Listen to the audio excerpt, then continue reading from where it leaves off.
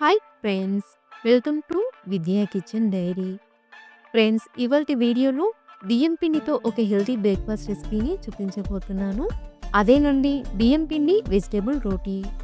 తక్కువ ఆయిల్తో అప్పటికప్పుడు సింపుల్గా చేసుకుని రెసిపీ అండి ఇది.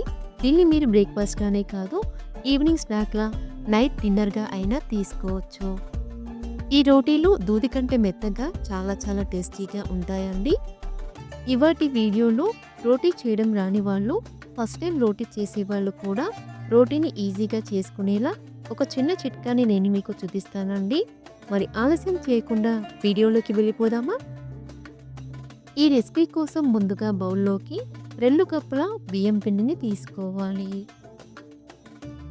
తర్వాత ఇందులోకి అరకప్పు క్యారెట్ తురుము, అరకప్పు సన్నగా తరిగిన కొత్తిమీర తరుగు, అరకప్పు కీరా తురుము, పావు కప్పు పచ్చి కొబ్బరి తురుము, అర ఇంచు అల్లం, 2 పచ్చిమిర్చిని ఇలా కచ్చా పచ్చాగా దంచి తీసుకోవాలి.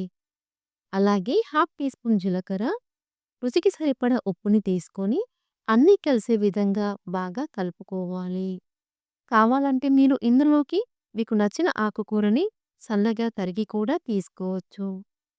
ఇలా కలుపుకున్న తర్వాత ఇందులోకి కొద్ది కొద్దిగా హాట్ వాటర్ని యాడ్ చేసుకుంటూ చపాతీ పిండిలా సాఫ్ట్‌గా కలుపుకోవాలి. మనం తీసుకున్న 2 కప్పుల బియ్యం పిండికి 1.25 కప్పు నుండి 1.5 కప్పు వరకు వేడి నీళ్లు పడతాయండి. వాటర్‌ని ఒకేసారి కాకుండా ఇలా కొద్ది కొద్దిగా యాడ్ చేసుకుంటూ, ఇలా గట్టిగా ప్రెస్ చేసుకుంటూ పిండిని బాగా కలుపుకోవాలి. పిండిని ఎంత బాగా కలుపుకుంటే రోటీలు అంత సాఫ్ట్‌గా వస్తాయి. పిండిని ఇలా కలుపుకున్న తర్వాత ఇందులోకి 1 టేబుల్ స్పూన్ ఆయిల్‌ని తీసుకొని మరొక నిమిషం పాటు బాగా కలుపుకోవాలి. రోటీ కోసం పిండి ఇలా సాఫ్ట్‌గా ఉండాలి. ఇప్పుడు కొద్దిగా పిండి ముద్దని చేతిలోకి తీసుకొని ఇలా ఉండలా చేసుకోవాలి. పిండిని కొంచెం ఎక్కువగానే తీసుకోవాలండి. ఇప్పుడు చేతితో ఒత్తే శ్రమ లేకుండా రోటీని ఈజీగా ఎలా చేసుకోవాలో చూద్దాం. తర్వాత రోటీని చేసుకోవడం కోసం తడి కాటన్ క్లాత్‌ని తీసుకోవాలి.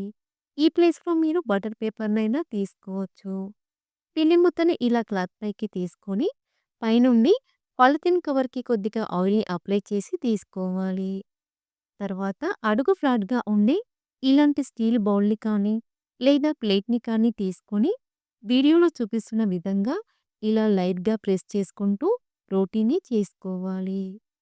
ఇలా పాలిథిన్ కవర్‌ని తీసుకుంటే రోటీ షేప్ అనేది చక్కగా తెలుస్తుంది. అలాగే రోటీ ఎక్కడైనా మందంగా అనిపిస్తే అక్కడ సరిచేసుకుంటూ రోటీని చేసుకోవచ్చు. ఈ ప్రాసెస్‌లో ఎక్కువ శ్రమ పడకుండా చాలా ఈజీగా రోటీని చేసుకోవచ్చు. ఇలా లైట్‌గా ప్రెస్ చేసుకుంటూ వీలైనంత పల్చగా రోటీని చేసుకోవాలి. ఆ తర్వాత అంచుల వెంట రౌండ్‌గా రోటీ వీలైనంత పల్చగా వచ్చే విధంగా ఇలా చేతితో లైట్‌గా స్ప్రెడ్ చేసుకోవాలి. రోటీని ఇలా పల్చగా చేసుకున్న తర్వాత పాలిథిన్ కవర్‌ని తీసివేయాలి. చూసారా రోటీ ఎంత పల్చగా వచ్చిందో?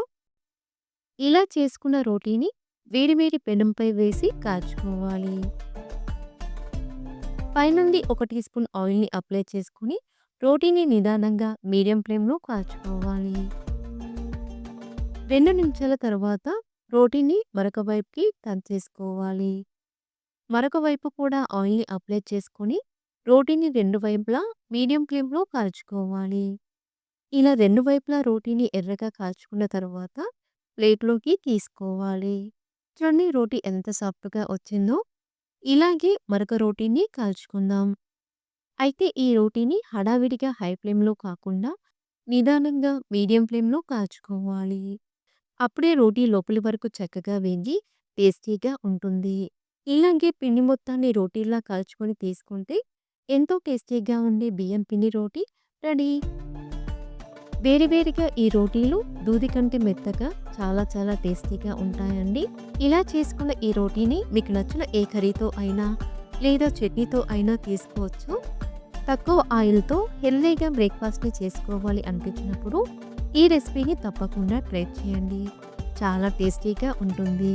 ఈ రెసిపీని బ్రేక్‌ఫాస్ట్‌గానే కాదు, లంచ్‌గా, డిన్నర్‌గా ఎలా అయినా తీసుకోవచ్చు.